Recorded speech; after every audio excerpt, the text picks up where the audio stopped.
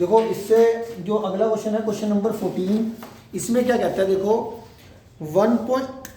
Question number 14 में कह रहा a 1.2 meter tall girl sport a balloon moving with the wind in a horizontal line. वो कह रहा है कि एक ना 1.2 मीटर की गर्ल है, ये गर्ल मैंने ले ली ए बी 1.2 मीटर की, ठीक है।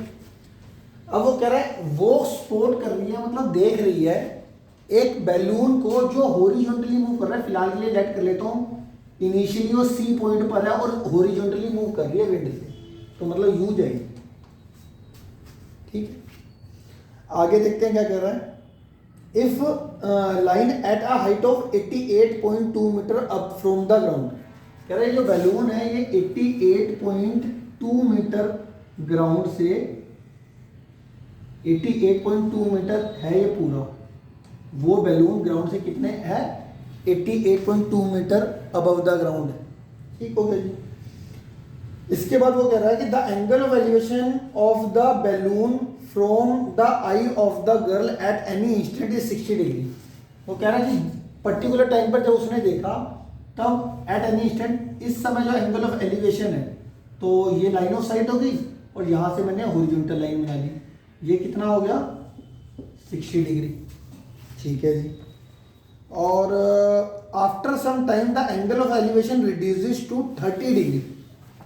कुछ समय के बाद, अब ये बैलून तो मूव कर रहा है ना, बैलून कर रहा है मूव, अब बैलून मूव कर रहा है एज विंड की हेल्प से, तो ये हमारा ए पॉइंट पर आ गया, ये ए बी सी ये वाले थे डी पॉइंट पर आ गए।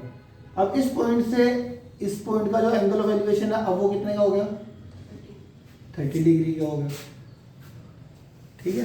एट आफ्टर सम टाइम ये जो विंड से हॉरिजॉन्टली मूव कर रहा था तो लेट कर लिया, यहाँ पर आ गया वो, अब एंगल ऑफ एलिवेशन रिड्यूस कितना हो गया 60 से 30 डिग्री पे हो गई, ठीक है जी। अब फाइनली उसने कहा जी ये बैलून का डिस्टेंस है ये निकाल दो, जब 60 डिग्री से 30 डिग्री ये चेंज हुआ एलिवेशन, उस समय पे जो बैलून ने डिस्टेंस ट्रेवल करा वो निकाल दो। तो ये हमारा होगा, अब इसको हम ज्वाइन कर लेंगे, इसको आगे ज्वाइन कर लेंगे, ए बी सी इसको नाम दे देंगे ई एफ जी एच, ये नाम दे दिया, ये हमारी फिगर पूरी तैयार होगी। सही है, किसी बच्चे को फिगर में कोई दिक्कत परेशानी, अब जो आपने भी बनाया था वो आप भी देख सकते हो। तो यहाँ पर जो भी हमने किया है उसको हम लिख लेंगे। तो यहाँ पे A B represent a girl,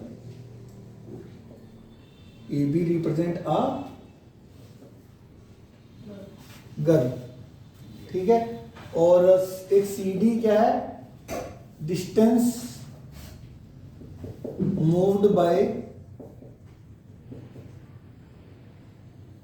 या ट्रेवल्ड बाय बैलून, जो हमें निकाला है डिस्टेंस ट्रेवल्ड बाय बैलून हो गया।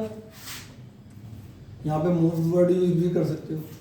अब हमने सीधा क्या करना है, जो देखो सी डी हो गया और जो सी डी और एफ जी सेम ही होंगे, सी डी और एफ जी क्या है आपस में इक्वल, सी डी और एफ जी आपस में इक्वल क्यों है, क्योंकि हमारा since F G D C क्या हो गया रेक्टेंगल,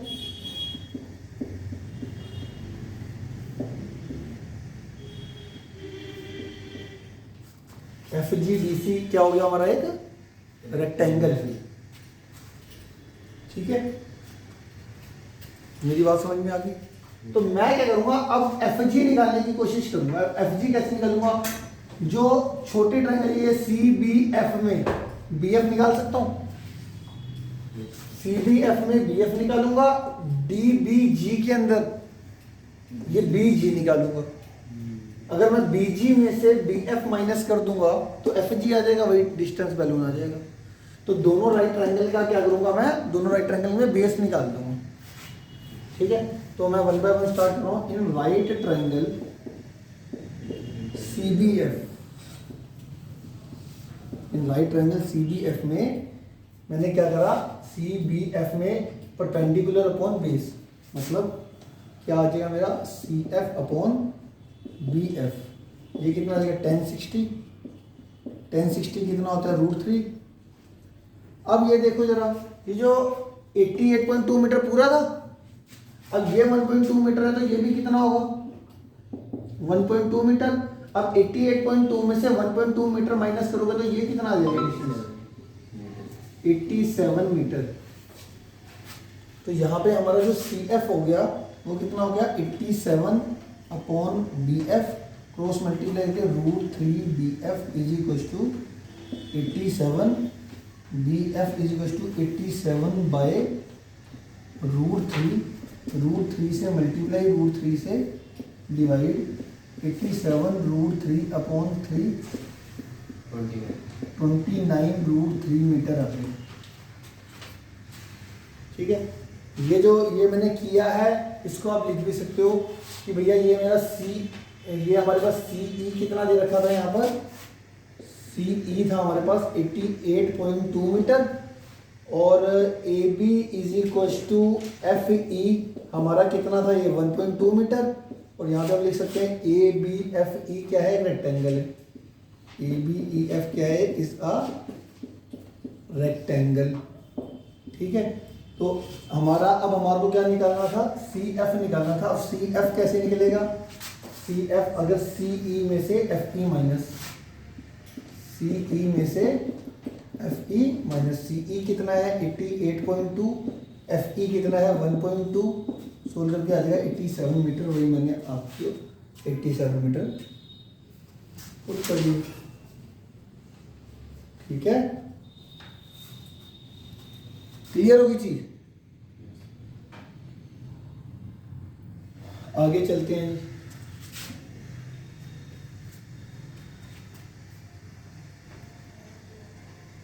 इसके आगे क्या, ये हमारा 87 मीटर। अब हमारा ये निकल गया BF। अब आ जाते हैं DBG ट्राइंगल में, इन राइट ट्राइंगल DBG में। इसमें देखो ये अब 87 है तो ये भी कितना होगा 87 मीटर ही होगा। तो DBG के अंदर DG/BG 1030 कितना होता है 1/√3। DG की वैल्यू कितनी आ गई 87 और BG हमें निकालना है। क्रॉस मल्टीप्लाई करेंगे BG कितना आ जाएगा 87√3 मीटर। ठीक हो गया। अब BG भी निकल गया और BF भी निकल गया। BG में से BF को घटा के FG निकल जाएगा, BG माइनस BF। BG था मेरा 87√3 और BF था मेरे पास 29√3। अब √3 इसमें से अगर मैं कॉमन ले लूँ, अब फिर मुझे कहते हैं √3 से √3 काट दो, पता नहीं क्या बोलते हैं, ऐसे नहीं करता भाई। √3 कॉमन ले लोगे तो क्या बचेगा 87 माइनस 29, ये कितना देगा 58√3 मीटर FG आ गया। मतलब FG क्या था मेरा, FG था मेरा डिस्टेंस ट्रेवल्ड बाय बैलून। यही हमें निकालना था। बताओ जी, इसमें किसी तरह की कोई दिक्कत परेशानी है तो मुझसे पूछ लो।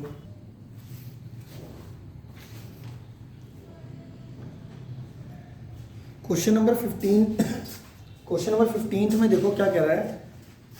कह रहा है मेरे पास a straight highway leads to the foot of the tower. इसका क्या मतलब हुआ, मान लेते हैं कि ये टावर ले लिया, एक ही ग्राउंड पे स्ट्रेट हाईवे जा रहा है जो टावर के तरफ जा रहा है। ठीक है, a straight highway leads to the foot of the tower, मतलब एक तरीके से समझ लो टावर के फुट से मिलता हुआ जा रहा है स्ट्रेट हाईवे।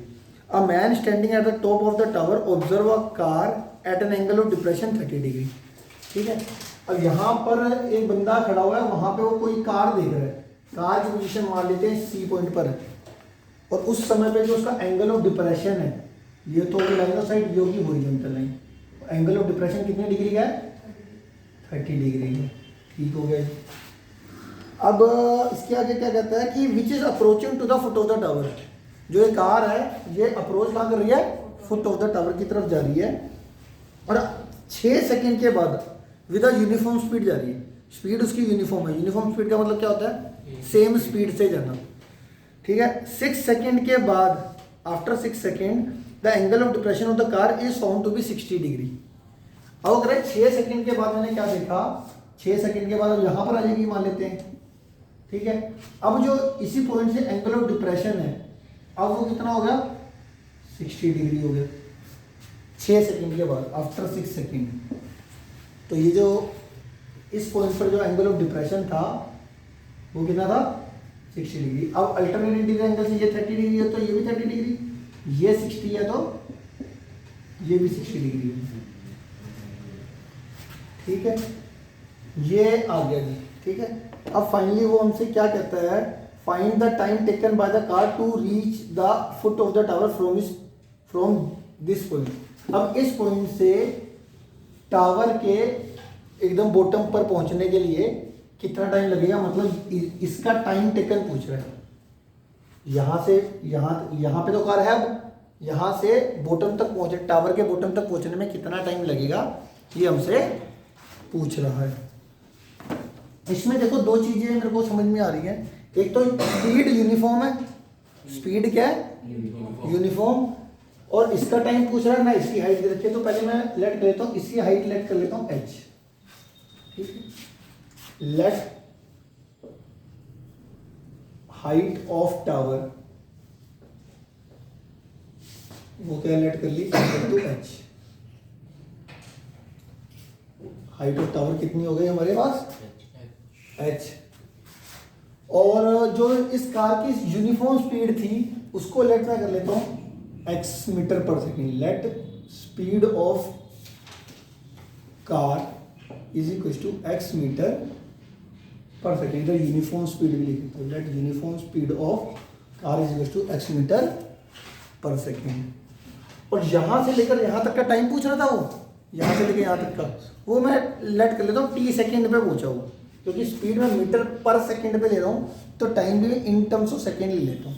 तो let t second required to cover DA distance, D से A तक का डिस्टेंस जो है टू कवर DA, ठीक हो गया, क्लियर है इतनी बात। अब देखो CD क्या एक डिस्टेंस है, डिस्टेंस का फॉर्मूला क्या होता है आप बताओ पहले तो। डिस्टेंस का फॉर्मूला होता है speed into time, speed into time. तो अगर मैं कहूँ जी CD डिस्टेंस निकालना है तो स्पीड यहाँ से लेके यहाँ तक कितनी मानी थी मैंने, x, और टाइम यहाँ से लेके यहाँ तक 6 सेकंड का दे रखा था आपको, 6 सेकंड। क्वेश्चन में देखो यहाँ से यहाँ तक पहुँचने में कार को कितना लगा था, आफ्टर 6 सेकंड बोला था ना उन्होंने कि एंगल ऑफ एलिवेशन 30 से 60 डिग्री हो गया, एंगल ऑफ डिप्रेशन सॉरी। तो मतलब यहाँ से यहाँ तक पहुँचने में 6 सेकंड लगे ना, तो 6 सेकंड टाइम 6 हो गया और स्पीड x होगी, तो डिस्टेंस कितना हो गया, 6x हो गया। डिस्टेंस कितना हो गया, 6x हो गया। यहाँ से लेके यहाँ तक का डिस्टेंस कितना होगा, यहाँ पे देखो स्पीड x हो गई और टाइम, स्पीड x और टाइम t हो गया। तो अगर मैं AD की बात करूं तो ये आ जाएगा स्पीड x और टाइम t, तो ht डिस्टेंस हो गया, ये डिस्टेंस हो गया ht और ये डिस्टेंस हो गया 6x। मेरी बात समझ में आ रही है कि नहीं, क्लियर। अब इसमें राइट ट्राइंगल लगा लो दोनों में, ठीक है। इसमें आप पहले वो बता देना, ये एंगल 1, ये एंगल, ये 2 ले लिया, ये एंगल 3 ले लिया, ये एंगल 4 ले लिया। तो एंगल 1 एंगल 2 के बराबर, एंगल 3 एंगल 4 के बराबर, 1 2 के बराबर 30 डिग्री है, 3 4 के बराबर 60 डिग्री है। ये क्या है हमारे अल्टरनेट इंटीरियर एंगल्स, ठीक है। अब इसके बाद हमारे पास क्या आ जाएगा, in BDA, in right triangle BDA के अंदर क्या आ जाएगा मेरे पास, AB upon AD is equal to 1060।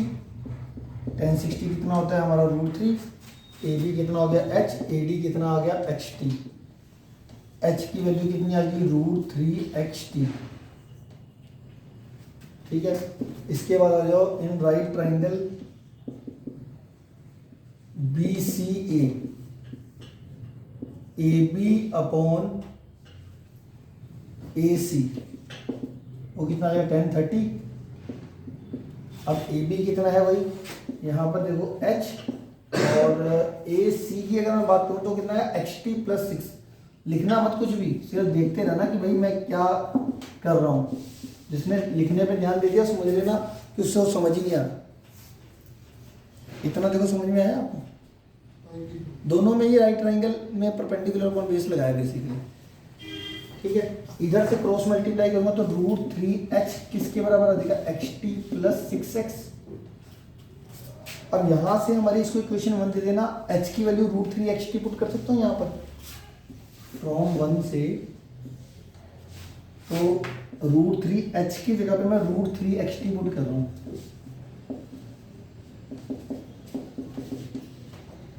ये √3 × √3 3xt, और जो ये 3xt है ये xt को लेफ्ट में लेके जाऊंगा तो -xt 6x आ जाएगा। तो ये कितना आ जाएगा 2xt 6x, x से x कट गया, t की वैल्यू आ गई 3 सेकेंड।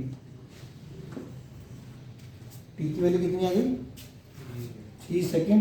t क्या माना था मैंने 3 second required to cover distance dA, मतलब यही हमें निकालना था। तो पहले एक बार दोबारा से ध्यान से देख लो, उसके बाद लिखना।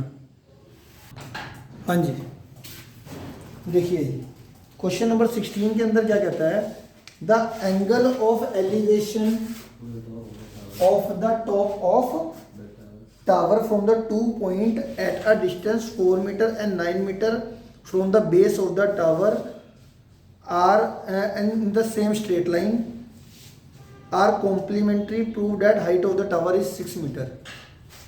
कह रहा है ये मेरे पास टावर, ये मेरे पास टावर है, prove that the height is 6 meter. ठीक है जी। टावर